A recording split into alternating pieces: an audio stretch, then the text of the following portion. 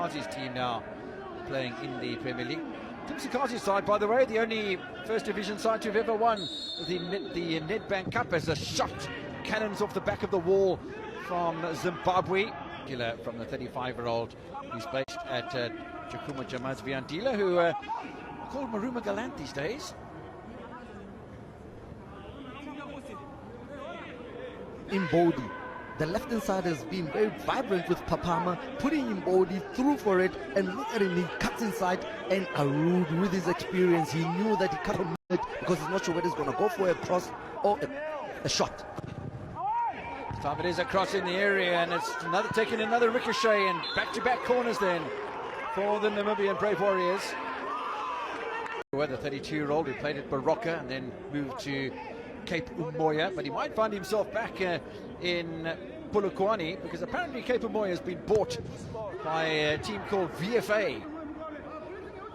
I'll try and get some more information on that, but apparently Cape Umoya are no more. We also hear that Roger de Saa is now the coach of Cape Town All-Stars. A little tap down to the...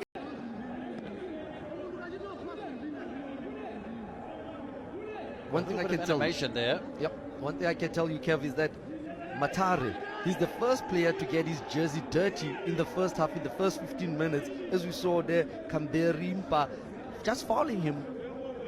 I love Matare because he's not stationary. You'll find him on the left-hand side, on the right-hand side, trying to just turn the defense and get a shot on goal.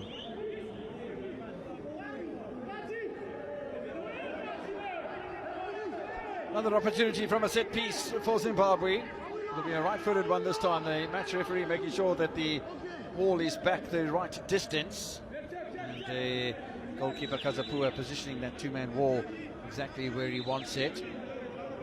So is it going to be a mini? Or is it once again going to be Sarupinda? Fancy Sarupinda because it's a right-footed shot. Top right-hand corner for me. Around the wall.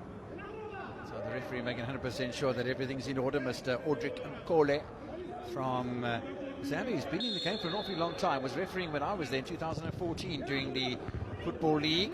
Ball headed away from the danger zone, and he didn't go directly for goal either. Did Sarupinda. That ball wide of the target. What a lovely counter-attack proposition. A very counter from Arudi. Perfect ball. Matare touching it wide, going through the two defenders, but they did very well just to close his angle. And the referee is 100% right. He was pulling on the shorts of Hambira. It's a foul, but the way the distribution came from Arudi, that's how you can counter-attack. Off the right-hand side of the boot, it wasn't Karuru, in fact. Once Macheto comes in, those 1-2 played, and you find Musaka just leaving the central midfield to join up front and try and unlock the defense of Namibia with that shot.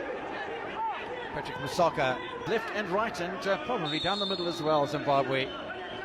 Who's going to take it? It's Sarupinda. Crossbar. Keeper beaten. Crossbar saves the day for Namibia. And that's a very lucky let-off for the Brave Warriors. Fought again by Amini. We have seen brilliant free kicks taken in this year's tournament. We remember the first game, but that one was one to put in the box. Just unfortunately that he bent it a lot. Well, they're bursting through again, and I must say it does look as if Obedi Karuru is going to be playing a much more central role as a striker, and you're seeing much more of Lennox Mocheto pushing up on the...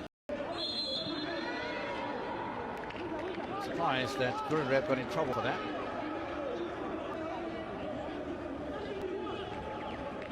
And, looking for a goal that'll put Zimbabwe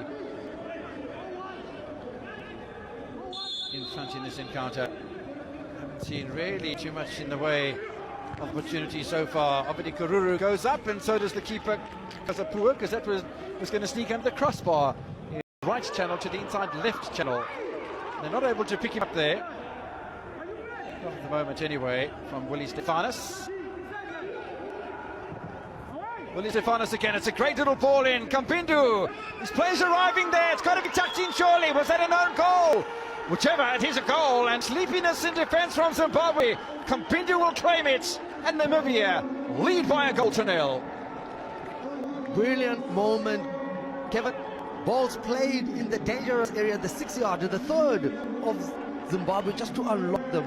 But set for that man, Arubi, a deflection from his own man, Ambini. But one thing that they've been doing very well, Namibia, is playing the dangerous ball. We see Stefanos, the captain, Campin finding each other very well. And look at the 6s and 7s that the defenders are doing.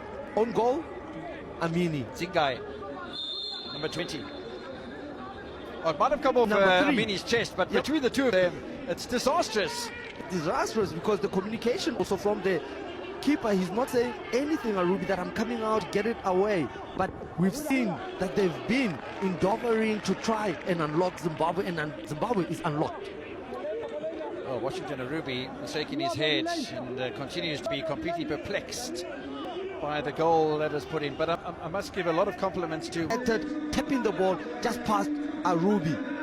You try, you try, you try. He's been trying to get into that position, finally got into that position, buried the ball, quality, calmness, level. Tapping the ball just past Arubi.